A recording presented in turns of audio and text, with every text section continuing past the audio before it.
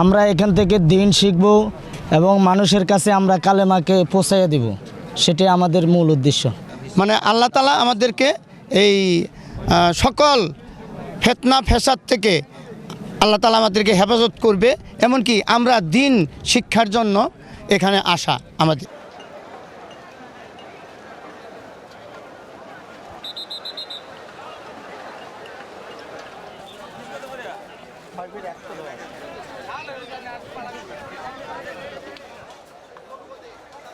আমরা তো এক নম্বর হলো আল্লাহ তাআলাকে সন্তুষ্ট করার জন্য আসি, আরেকটা হলো আমরা নিজে কিভাবে জাহান্নাম থেকে বাঁচতে পারি, পুরা উম্মত কীভাবে জাহান্নাম থেকে বাঁচানো যায়, কিভাবে আমরা জান্নাতমুখী হইতে পারি, ওই উদ্দেশ্যে আমরা আসি।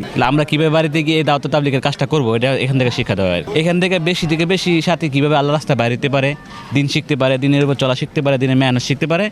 এখান থেকে মুরব্বীরা চায় যে বেশি সাথে যেন আল্লাহ রাস্তায় বাইর হয়।